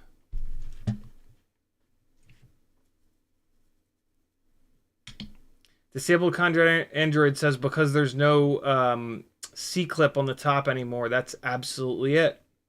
That's absolutely it. Yep, the propeller now sits down lower. Yep, good call. Good call. That's going to be a nightmare for every other frame. Like this is the frame with the ducts nice and low. All the other frames have the ducts up really high. On like an Air 65 frame, the duct is going to be up here and the propeller is going to be like completely outside under it. That's going to be interesting. OSD is looking okay, other than the stupid crosshairs being turned on. Let's get that off. Everything else looks okay. Save it. All right, I think we're good. Motors. All right, let's disconnect. I don't know if it's gonna fly with the. It's probably gonna try to fly away with that much banging of the propeller on the duct supports, but I'll let you know in a minute. So while I'm flying this, I'm gonna give you guys the quick review of the GemFan / Beta FPV 1611 tri-blade propellers with 1.5mm shaft. All right, I'm gonna play you my review. There's no audio, but you won't need audio. So here, so I ran them on the 75mm 2S 04 build, and yeah, because I don't have I don't have a way of outputting to the stream with 04. So this is the regular. This is with the GemFan 1610s. All right, everything's cool. Flies fine, right? No real jello, nice and smooth. Everything's fine. This is with GemFan 1610 biblades, which are my preferred 1.6-inch prop. Awesome. Everything looks good, right? Little bit of jello, but it was super bright out. I was flying this in the middle of the day. And then I put those tri-blades on. And that's what you're gonna see here. So this is with those tri-blades. And while you're watching that, I'm gonna pull a battery off the charger and put it into this Cinematic 1S 65mm rig. We'll see what happens.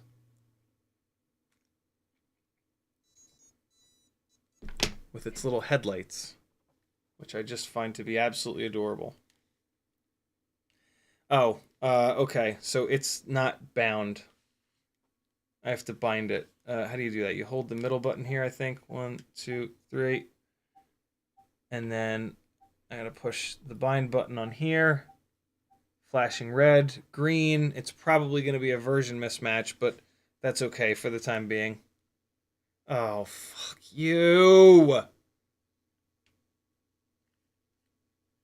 I have to activate it. Oh, for Christ's sakes, Jim.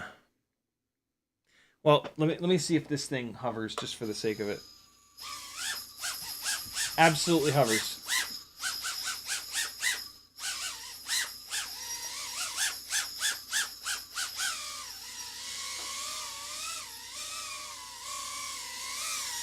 Flies completely fine, other than not having video. So can you guys see the problem? They are significantly out of balance. Do not buy the GemFan 1611s. They are quite out of balance right out of the box, right out of the package. Lots of jello. On a fresh battery, it was bordering on flying away on its own. They're also too heavy. They are even on an 1102 on 2S. And it didn't help. It certainly does not help that they're out of balance, but they were not spinning down like like they should, and so it was like hanging in the air. It's not good. The GemFan 1610 biblades are the way. They are the answer to all things. So yeah, don't get the tri-blade 1610s. I need to unplug this so that I can plug this little guy in, actually.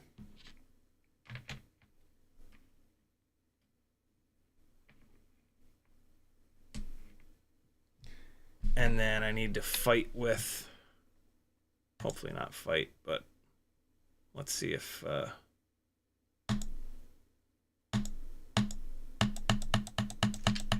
Okay. I mean, like, is there a different way to click it?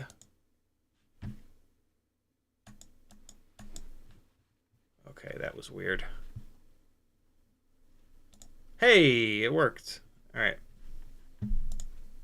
Click this. I'm not gonna update it.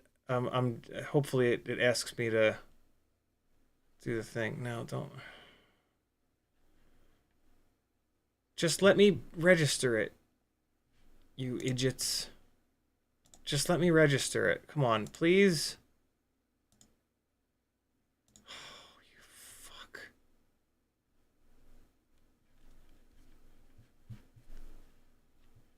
Sometimes it does this. It won't, like...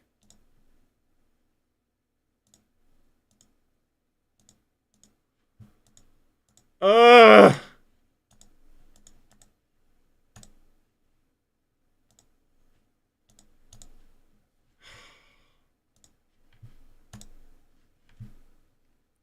You're not supposed to have to.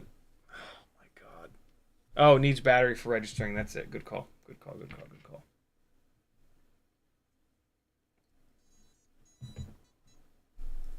Good call.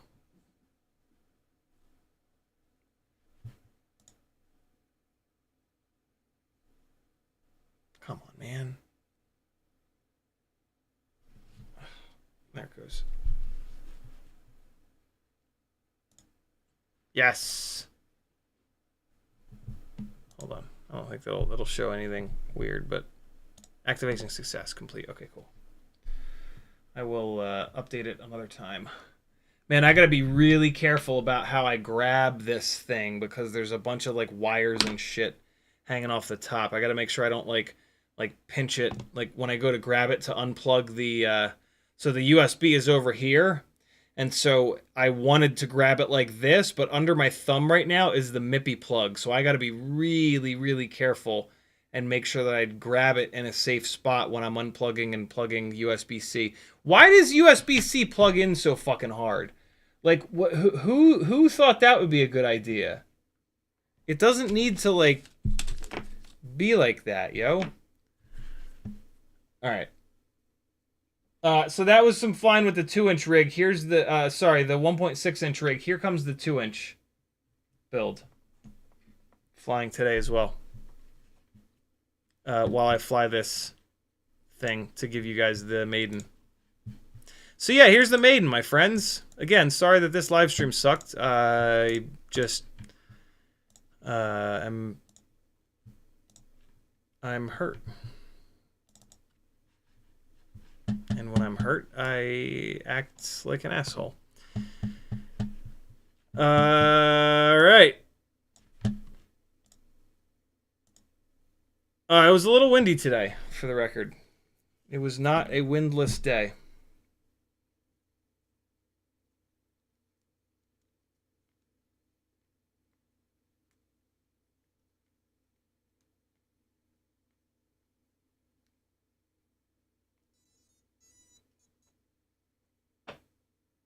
All right. Here we go. Oh, I turned the goggles off. What the hell did I do that for? Oh, I'm going to have to change a bunch of the settings, aren't I? God damn it.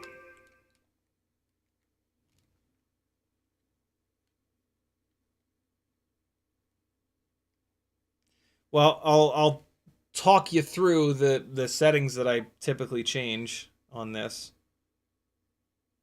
Yep, I got a video. Cool. Oh, for fuck's sake. So, transmission. Transmission power 200. Channel mode I'll leave on... no, I'm not going to leave it on auto. The middle channels are much stronger for whatever reason. So, also the bandwidth. I'm going to move the bandwidth up to 40. And then I'm going to do channel 2. Lock it into channel 2. Settings. Nothing in control, right? Yeah, no, nothing in control. Camera. 4x3, that's good. We're going to go to 4K 60.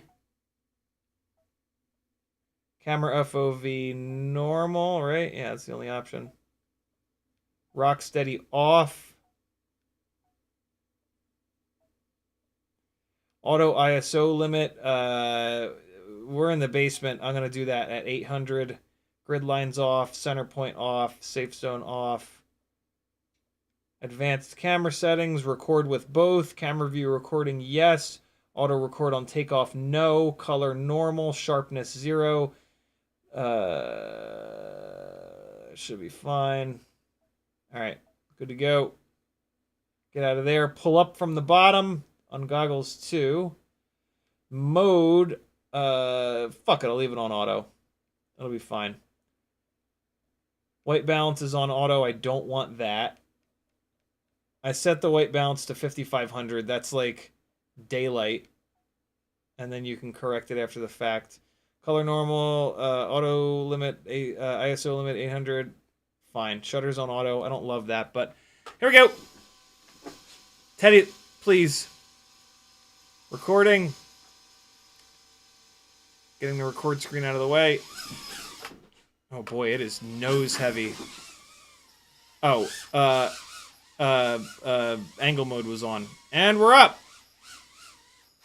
0 up tilt is always very weird to fly around in a freestyle setting. I took a ton of milliamps out of this battery. Just kind of screwing around, so this is not going to be a good runtime situation here. There's the first crash.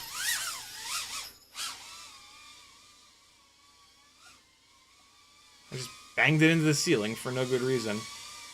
Yeah, I mean, this... Oh, wow. You can definitely see the little headlights. When I get really low to the ground, the headlights are very noticeable. That's funny. Oh, let me go in the mirror. Let me look at the headlights in the mirror. Oh, yeah, there they are. Wow, that's very easy to notice. Jesus.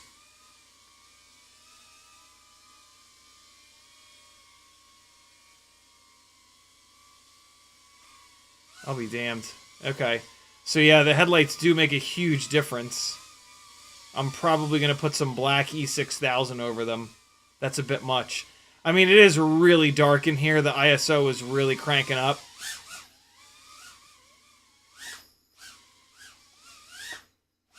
Tune is completely fine. Oh, battery is donezo. Oh, I just blew shit from the desk all over the place. That was 1 minute and 44. I mean, I was just like limping it around, and that was not a fully charged battery. That's pretty nuts. I don't really want to fly this around in here much. Because, oh, wait, hold on. Jesus, I almost unplugged it without stopping the recording. I don't really want to fly this around here too much because I'm going to get all carried away and smash the damn thing. And I don't really care about the runtime in here. But, I mean, 1 minute and 44 is not bad at all with the fact that this battery was at like 3.8 by the time I took off, I think. Damn. So, okay. Let's look at exactly where the battery was at when I took off. We're going to watch the goggle DVR from that. So, let's just kick this memory card out of here. And put it in here. I did weigh it. I think it was like 24 point something. Let's see.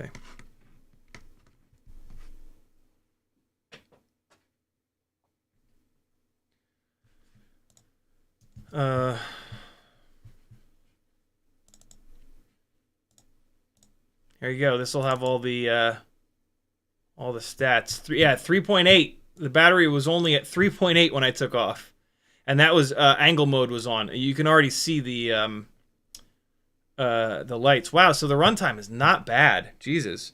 The build without battery weighs 24.6. With a Weebleed 300 BT 2.0, it's 33.1. Not too bad. 4K 60 on a tiny whoop inside the house. There's the crash. Almost hit myself in the face. Damn. Yeah, like the more I fly it in here, I'm just gonna break it. See the headlights on the ground there? Ain't that some shit? Yeah, I mean, I do need to dial in the throttle expo midpoint, but I'm gonna do that. Doing that here doesn't make sense. I got to do that when I'm chasing the little RC drift cars. I don't remember how fast they go.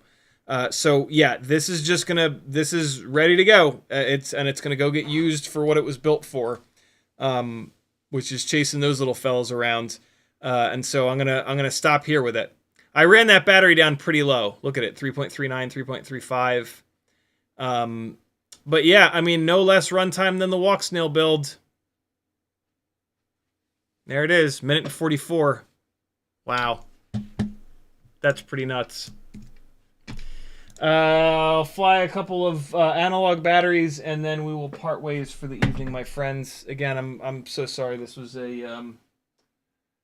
Aaron Ciotti is a Sado live stream, but I'm just an overly emotional person, and I can't turn it off sometimes, unfortunately. So I hate that you guys had to suffer from that, but that's life, I guess.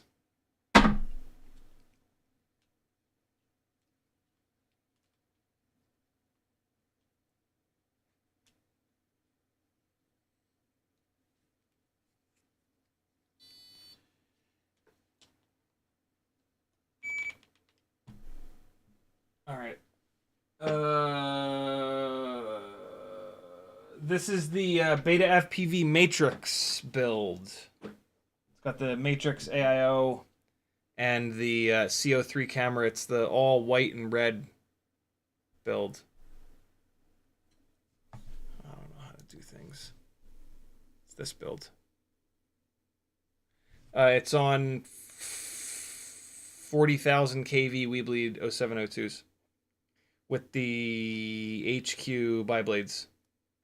The HQ Ultralight biblades. I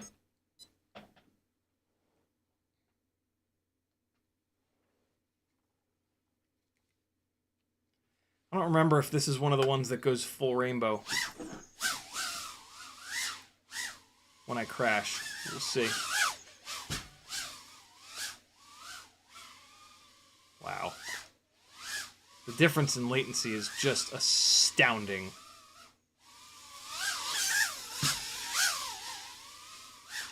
It's super obvious because I'm flying inside the house, right? And like everything happens so fast in here.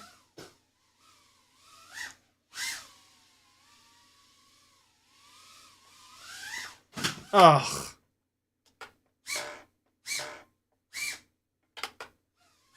Stop.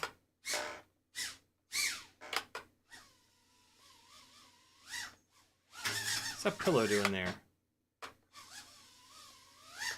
Oh my god.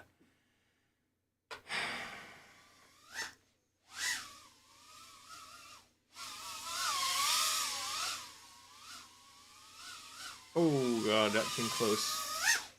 Ugh. Okay. Well.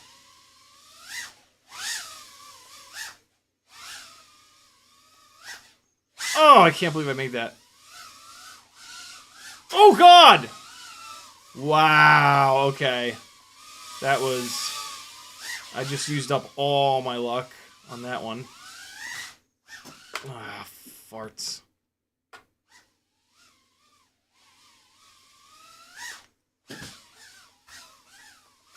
Stop it!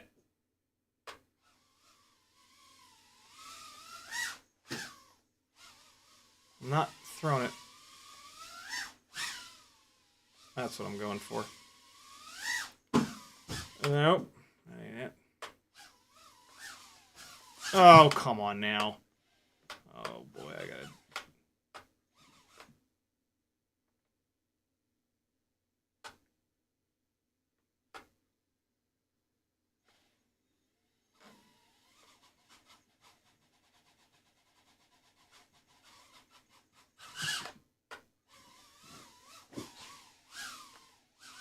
Oops. Oh, you know, that's funny. The, when I turn on angle mode, it's still got the crosshair. That's actually kind of nice. That's a nice way of realizing that I'm in angle mode. I'm gonna start doing that. I'm gonna always turn the crosshairs on angle mode, because I only ever use angle mode if like I lose video or something. And sometimes when I'm in, I accidentally am in angle mode and I don't realize it. And if the crosshairs are there, I will absolutely notice it. So that's actually a happy little accident.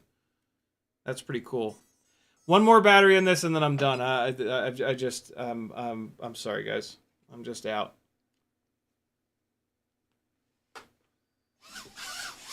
Jesus. What the hell was that about?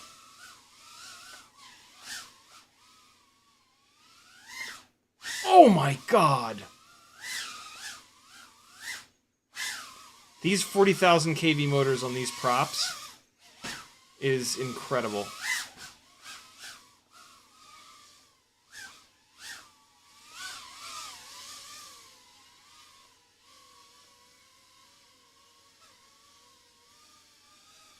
Look at all that up tilt.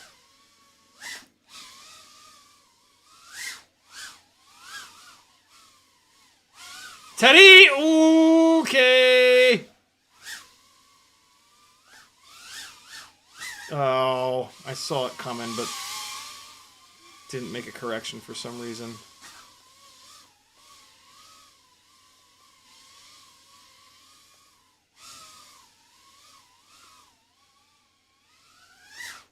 That is like the ultra mega. This is backed all the way up into the corner. Like this power loop can't get any bigger, and I hit it. I'm not gonna try it again though. No, I'll try it again. Fuck it. Ah! Shouldn't have tried it again.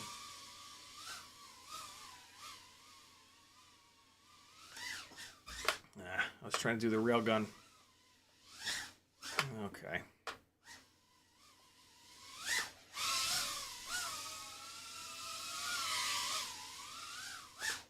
Ah!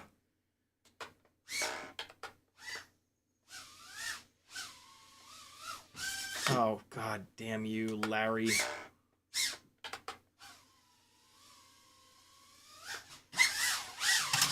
Oh, that's falling down behind. That's the end. I'm gonna smash everything in sight.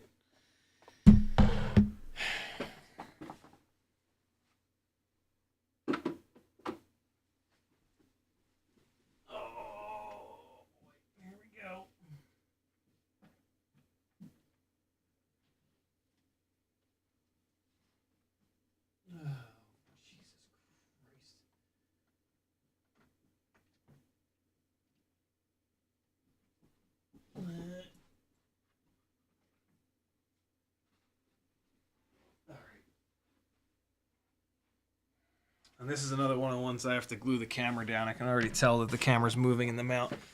All right. I'll see you guys on Friday. Sorry again. But yeah, Friday will be better. Here's the other battery from the 2-inch rig. Here's the first battery maybe that I flew on the 2-inch rig. I'm not sure. I'll see you guys on Friday. Sorry. Love you. Bye.